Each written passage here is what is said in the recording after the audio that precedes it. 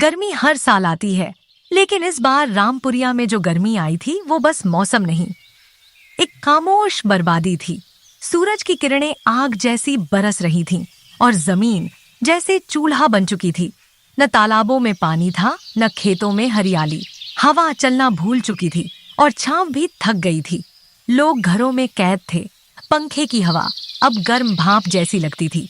लेकिन इसी जलते गांव में 3 बच्चों ने ठानी, अगर कुछ नहीं किया तो ये गांव, ये लोग और हमारा बचपन सब खत्म हो जाएगा। राजू एक जिद्दी लड़का, पिंकी चुलबुली लेकिन निडर, गोपाल सीधा सादा लेकिन सच्चा दोस्त, और साथ में उनका वफादार कुत्ता शेरू। उत्तर भारत के मैदानी इलाकों में बसा एक छोटा सा गांव रामपुरिया, जहां कभी हरियाली लहराती थी, अब गर्मी की मार से झुलस चुका था। जहां कभी सुबह सुबह खेतों में हल चलते थे, अब वहां धूल के गुब्बार उठते थे। गांव के बीचों बीच जो नीलकुंड तालाब था, वह फटी हुई धरती में बदल चुका था। उसमें पानी की एक बूंद तक नहीं बची थी। पेड़ अपने पत्ते झड़ा चुके थे और गांव के लोग दोपहर में बाहर निकलने से डरते थे। गांव के एक छायादार नियम के नीचे, जहां कभी बच्चों की किलकारियां गूंजती थीं, अब सिर्फ 3 बच्चे बैठते थे, राजू, पिंकी और गोपाल, और उनके साथ उनका प्यारा कुत्ता शेरू। राजू की उम्र थी 11 साल। वो बहुत होशियार और जिद्दी था, किताबों से प्यार करता था और हर चीज को जानने की कोशिश करता था। पिंकी 10 साल की चुलबुली लड़की थी, लेकिन जब बात दूसरों की मदद की आती, वो लड़कों से 2 कदम आगे निकल जाती। गोपाल 11 का ही था, थोड़ा भारी शरीर का, खाने का शौकीन और थोड़ा डरपोक, लेकिन अपने दोस्तों के लिए किसी भी हद तक जाने वाला। और शेरू, वो उन सब का साया था, वफादार, तेज और समझदार। उस दिन तापमान 87 डिग्री तक पहुंच चुका था। गांव में सरकारी टैंकर आने बंद हो चुके थे। जो कुएं बचे थे, उनका पानी खारा और बदबूदार हो गया था। बुजुर्गों का कहना था, ऐसी गर्मी तो हमने 50 साल में नहीं देखी। स्कूल भी बंद थे, पंखे की हवा गर्म लगती थी और दोपहर को तो छत पर पांव रखना भी नामुमकिन था। तीनों दोस्त रोज दोपहर को एक साथ उसी नियम के पेड़ के नीचे बैठते थे। राजू की आंखें उदास थीं। वो मिटी हुई दरारों को देखता और कुछ सोचता रहता। ऐसे तो हमारा गांव खत्म हो जाएगा, उसने बुदबुदाया। पिंकी ने पूछा, क्या सोच रहा है? राजू ने गहरी सांस ली। सोच रहा हूं कुछ करना चाहिए। क्या पता कोई पुराना रास्ता हो जहां से पानी आता हो। गोपाल ने झल्ला कर कहा। तू फिर से वही पुरानी सुरंग वाली कहानी सोच रहा है क्या? राजू बोला। हाँ, दादी बताती थी ना कि राजा की कोठी के नीचे सुरंग थी, जो नीलकुंड तालाब से जुड़ी थी। पिंकी उत्साहित हो गई। सही है, अगर वो सुरंग मिल जाए तो शायद हमें कोई सुराग मिले। गोपाल ने धीरे से कहा। और अगर वहां भूत निकल आया तो? पिंकी ने हंसते हुए चपत लगाई। तू हर बार डर क्यों जाता है मोटू? राजू ने कहा। हम कल सुबह निकलेंगे, राजा की कोठी में, सूरज उगने से पहले। शेरू ने जैसे उनकी बात समझ ली, उसकी पूंछ हिली और उसने हल्की भौंक दी। उस रात गर्मी ने सोने नहीं दिया। सब लोग छतों पर चटाई बिछाकर लेटे थे, लेकिन हवा नहीं चल रही थी। राजू आसमान की ओर देख रहा था। अगर कुछ ना किया तो ये गांव मिट जाएगा। सुबह सूरज उगने से पहले ही तीनों दोस्त और शेरू खेतों के रास्ते राजा की कोठी की ओर निकल पड़े। कोठी अब एक खंडहर थी, टूटी दीवारें, उखड़ी ईंटें और बेलों से ढकी पुरानी इमारत। तीनों ने इधर उधर झांकना शुरू किया। राजू ने एक बड़ी झाड़ी हटाई। नीचे लकड़ी का ढका हुआ एक चौकोर पत्थर दिखा। ये देखो, राजू चिल्लाया। तीनों ने मिलकर उस लकड़ी को हटाया। नीचे मिट्टी थी, सख्त लेकिन खोदने लायक। राजू की आंखें चमक उठीं। यही है, यही नीचे सुरंग हो सकती है।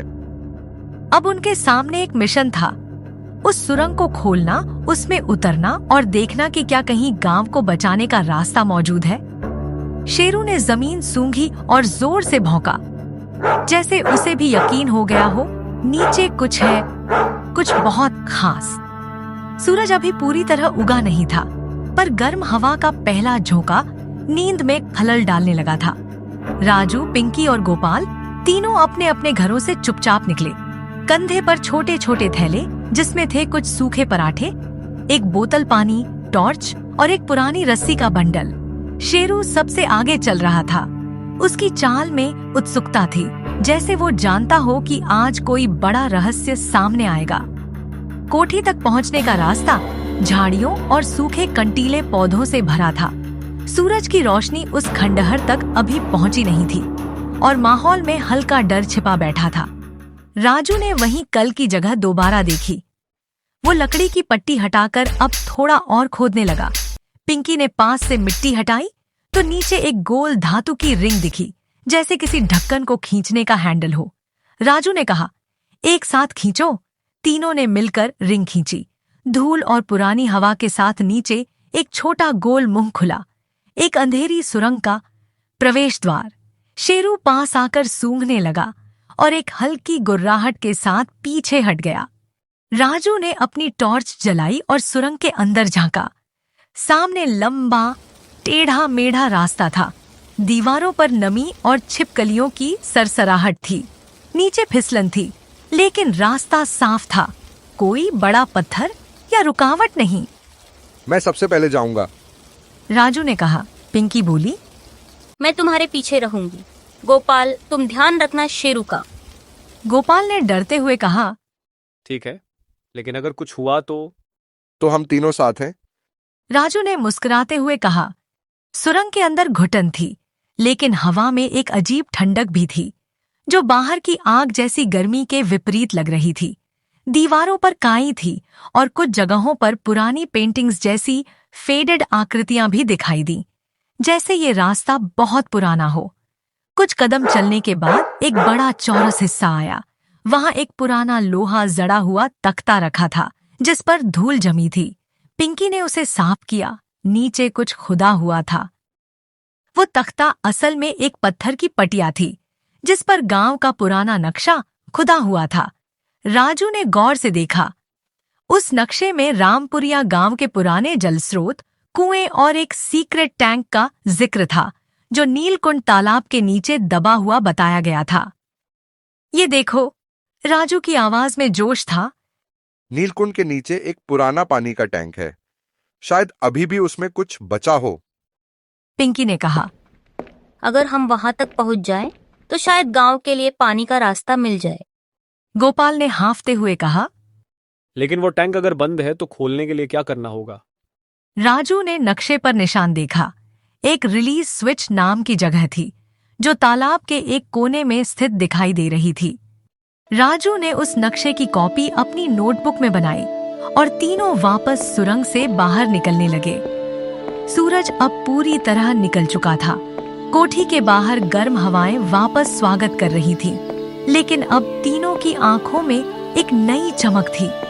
हमें जल्दी से तालाब पहुंचना होगा और वो रिलीज स्विच ढूंढना होगा। पिंकी ने सिर हिलाया। हम गांव वालों को बताएं क्या? नहीं, अभी नहीं। पहले हम पक्का कर लें कि क्या वाकई कुछ है। राजू बोला। गोपाल ने धीरे से पूछा। और अगर कुछ नहीं निकला?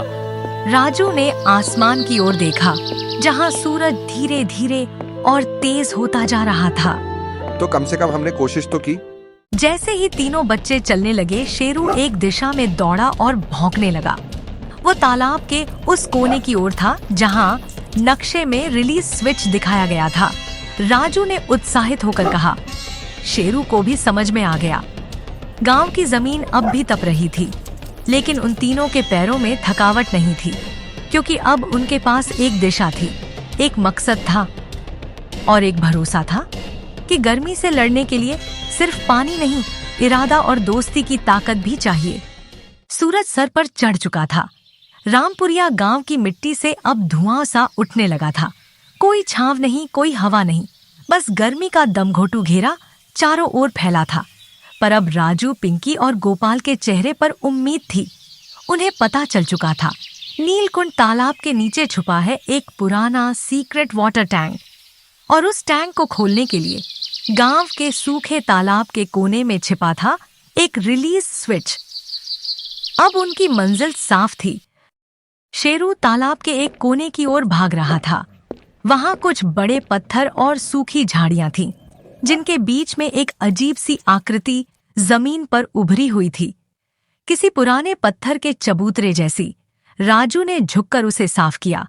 उस पर पुरानी घिसी हुई संस्कृत जैसी लिपि खुदी हुई थी। पिंकी ने पूछा, यही है क्या? हाँ, शायद यही रिलीज स्विच हो, लेकिन इसे खोले कैसे? गोपाल थोड़ा डरा डरा पीछे खड़ा था। अगर ये गलती से कुछ और खोल दे तो? पिंकी ने एक पत्थर उठाया और कहा, तो क्या डर के मारे सूखते रहेंगे? राजू ने मिट्टी हटाकर ध्यान से देखा। नीचे 3 छोटे गोल छेद थे, जैसे किसी कोड लॉक जैसी बनावट। शायद इसमें किसी विशेष क्रम में दबाना पड़ता है। राजू बुदबुदाया। अचानक उसकी नजर अपनी नोटबुक के स्केच पर गई। नक्शे के एक कोने में 3 बिंदु एक त्रिभुज में थे। राजू ने वही क्रम पकड़ते हुए एक एक कर तीनों छेदों पर उंगली से दबाव डाला। पहले कुछ नहीं हुआ। फिर अचानक एक क्लिक की आवाज आई और नीचे जमीन थोड़ा हिली। तालाब के एक सूखे कोने में अचानक मिट्टी फटने लगी और उसमें से हल्की सी नमीदार भाप निकली। फिर टप टप पानी की 2 बूंदें गिरी। तीनों की आंखें चमक उठीं। पानी! पिंकी चिल्लाई। सचमुच पानी! गोपाल लगभग रो पड़ा। राजू ने कहा, ये सिर्फ शुरुआत है, अब हमें पूरा रास्ता खोलना होगा। जहां एक तरफ उन्हें पानी की उम्मीद दिखी, वहीं खतरा भी जाग चुका था। जैसे ही उस चबूतरे को खोला गया, एक पुरानी सुरंग की बगल की दीवार हल्के हल्के हिलने लगी। राजू ने देखा, एक दीवार के पीछे धूल उड़ी और वहां से निकला एक सांपों का झुंड। सैकड़ों सांप जैसे सालों से बंद अंधेरे में सोए थे, अब सूरज की गर्माहट से जाग चुके थे। पिंकी चीखी, राजू भागो! गोपाल जमीन पर गिरते गिरते बचा। शेरू सामने आकर भौंकने लगा। उसकी आवाज गूंजने लगी जैसे वो खुद को बच्चों की ढाल बना रहा हो। राजू और गोपाल पीछे हट गए, लेकिन शेरू सामने डटा रहा। उसने एक बड़े नाग को दूर धकेल दिया। उसकी भौंकती आवाज और तेज हरकतें देखकर सांप धीरे धीरे पीछे हटने लगे और बिल्लों में घुस गए। शेरू बुरी तरह थक गया था, पर उसकी आंखों में डर नहीं, गर्व था। जब खतरा टला, राजू ने मिट्टी हटाकर नीचे का पत्थर पूरी तरह खोला। अब एक पुराना ढक्कननुमा रास्ता साफ दिखने लगा था, जो नीलकुंड के नीचे बने टैंक तक जाता था। वो रास्ता छोटा था, घुटनों के बल जाना पड़ेगा, लेकिन ये उम्मीद की सबसे बड़ी खिड़की थी। राजू बोला, अब हमें अंदर उतरना होगा, टैंक खोलना होगा और पानी को बाहर निकालने का रास्ता देखना होगा। पिंकी ने रस्सी निकाली, टॉर्च संभाली और कहा, मैं सबसे पहले जाऊंगी। नहीं, मैं जाऊंगा, तुम लोग बाहर रहो। अगर अंदर कुछ हुआ तो मुझे बाहर खींच लेना। गोपाल धीरे से बोला। और अगर अंदर से आवाज ही ना आई तो? राजू मुस्कुराया। तो शेरू तुम्हें बता देगा। राजू उस अंधेरे रास्ते में उतर गया। चारों ओर घना सन्नाटा था। शेरू ने उसकी ओर देखा, उसकी पूंछ हिली और भौंकते हुए वो मुंह के पास बैठ गया। बाहर सूरज और तेज हो रहा था, लेकिन अब गांव की धरती के नीचे एक नई कहानी जन्म ले रही थी।